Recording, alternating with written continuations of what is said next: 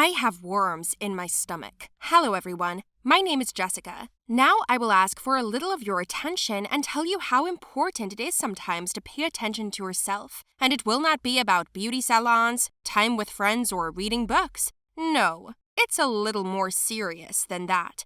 And for some reason, we often forget about it. Now I will talk to you about your health. And I'll tell you what my doctors found recently.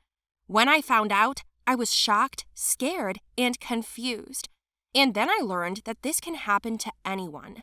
I'm just an ordinary high school girl. At school, the days often seem terribly boring and gray, and any event in the form of a trip outside of it is like a holiday. And then one day, the head of our class suggested that we go have a little fun right in class, or rather together with a physical education lesson.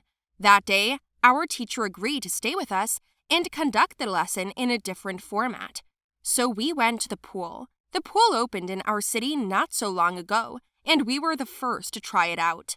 My classmate Ellie was very worried about this day because there was a guy named Steve in the class and she had a crush on him. "What should I do? I have not lost weight yet and he will see me like this in a swimsuit?" she shouted. I tried to calm her down, telling her that if he saw her like this, he would have to marry her later.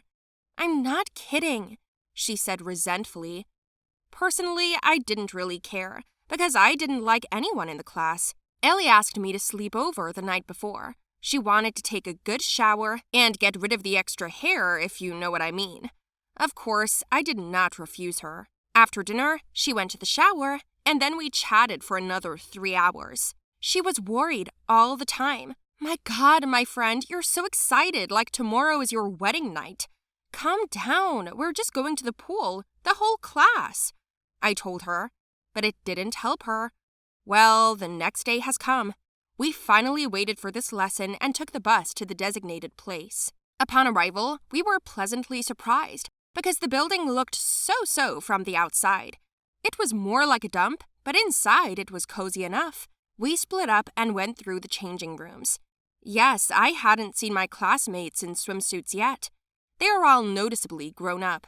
Only Ellie was standing there, wrapped in a towel. "Look, if you want to attract his attention, you shouldn't act like this," I advised her, and she just looked timidly at the other girls. Yes, I do not argue. There were figures much more beautiful than ours, but what can I do? What does it matter?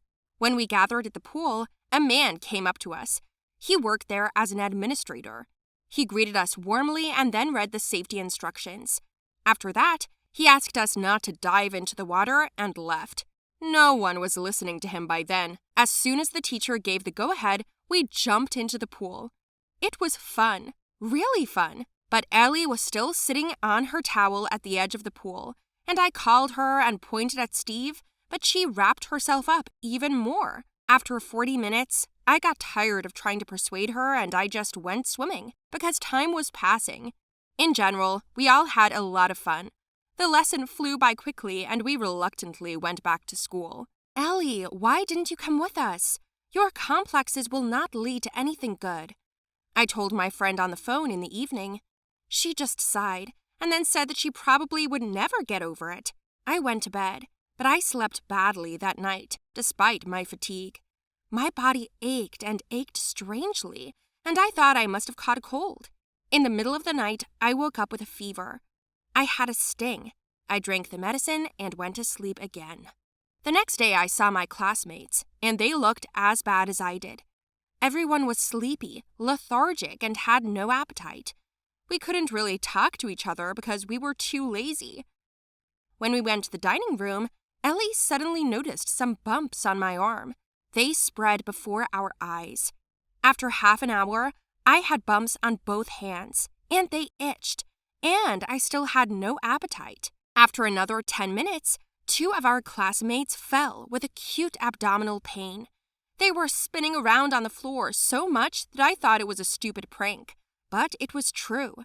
Those guys were taken to the infirmary, and the rest went to the lesson in a classroom. I could barely sit through the whole lesson, and after that, I still had to stay for additional lessons. I looked at myself in the mirror. My skin had turned green.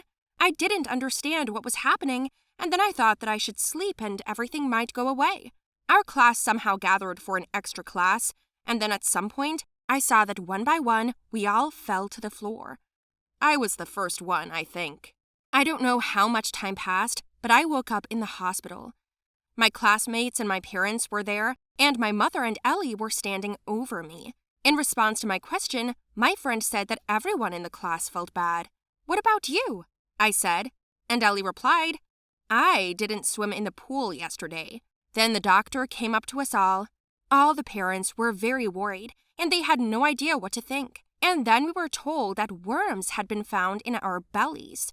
"What? What kind of worms? From where?" our parents asked. The doctor said that maybe we all ate the same food or drank water from the same bottle. "Or swam in the same pool," I said, and everyone turned around. Then we realized that this was really the case, and Ellie was more proof.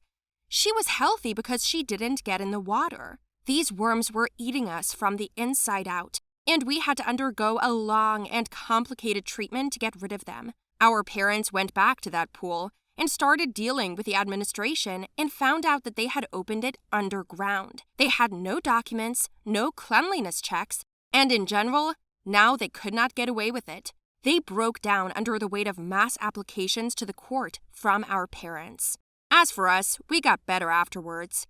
In the end, the worms were got rid of, and we remembered them only as a terrible dream. Ellie reminded me more than once that it was her shyness that saved her life. And damn it, it was true. The next time we gave the choice of pool to our teacher, they did not go to a place just because it was cheaper. Hi, I'm Tiffany, and I'm very afraid of insects. I agree that this is not an unusual phobia, and many people have it, but my case is not quite that simple. The fact is that these insects were under my skin. Yes, they were right under my skin. How did they get there? Now I'll tell you everything. But in the meantime, subscribe to our channel and share my story with your friends. So, my older sister India and I lived together because we lost our parents in a car accident many years ago. I don't remember everything very well because I was just a baby, but my sister remembers with horror the day when they went on business and suddenly in the middle of the night, the police called and said that there was an accident. Indy couldn't believe it for a long time, full of confidence that this was a mistake. She immediately called our mother on the phone, but she didn't answer. I was only 3 years old at the time. In a state of shock, she ran to the police station, taking me in her arms. And the sight that I saw is the only vivid memory from my childhood. I saw my mother. She was lying on the ground, and a stranger had covered her with a white sheet. He covered her face, and I thought how she would breathe.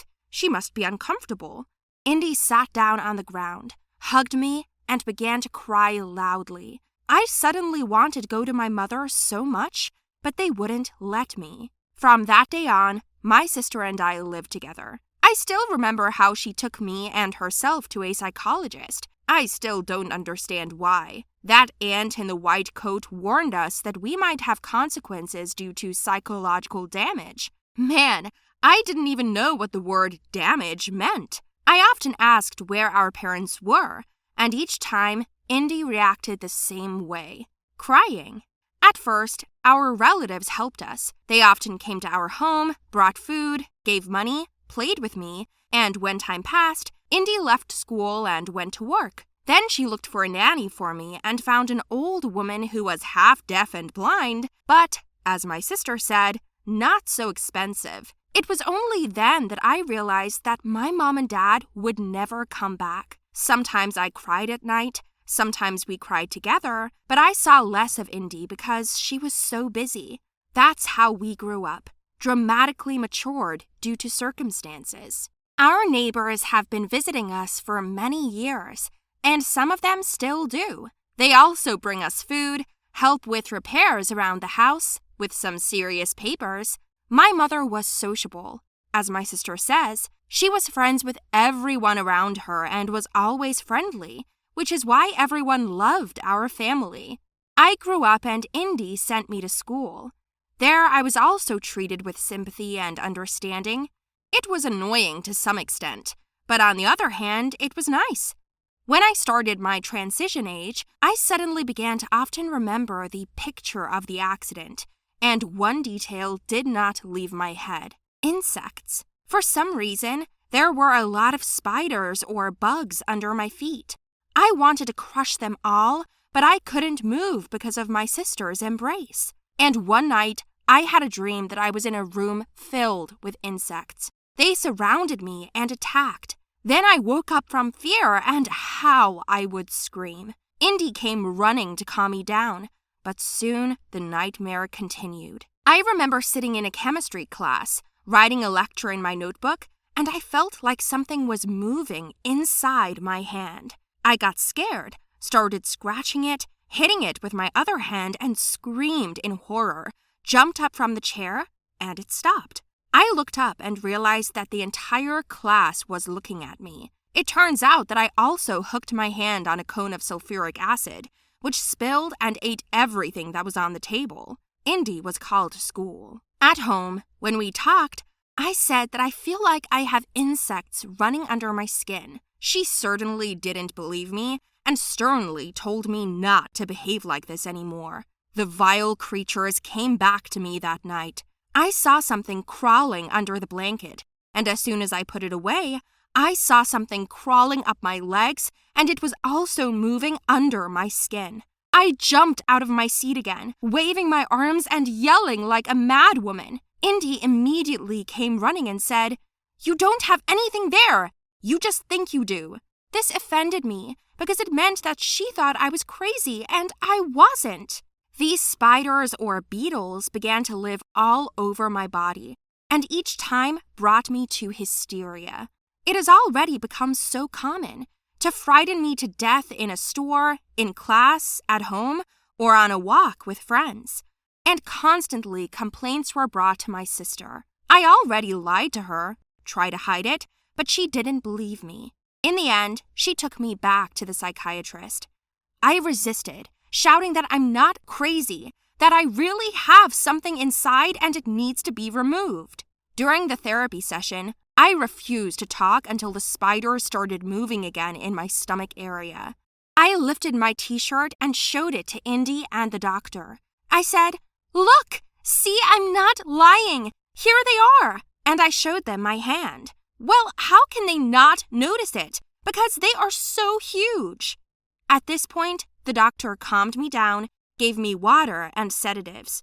After 10 minutes, when the medicine took effect and the insects calmed down, I turned on a big TV video. I saw myself on the screen. It turns out that our entire session was recorded on camera. The picture clearly showed me jumping up from my chair, lifting my t-shirt and showing the insects, which weren't there. I asked to review the video again and again, but it was clearly visible that there were no insects or movements on my skin. All I felt was fear, despair, and sadness. I just started crying because I thought it meant I was a psychopath. "Indy, don't send me to the psych ward," I shouted to my sister, and she also started crying, but said that she would not give me to anyone for anything. All we had to do was visit a psychologist, and I continued my treatment. As it turned out, these were the consequences after the loss of my parents. It was about them that we were warned once. The only thing I'm most happy about is that we managed to hide the moment of my treatment in front of my neighbors and my friends. I didn't want anyone to think I was crazy. In general, this was my case. I went to the doctor for about a year because the emotional wound was bigger than we thought. But fortunately, everything went away and I feel much better. And so does my sister. By the way, we got a kitten at home to distract us, relieve stress, and relax. It really worked. Our cat immediately chose a place to sleep on my bed, so it was even better. My sleep became better, knowing that I was protected by a furry pet. I advise that to everyone.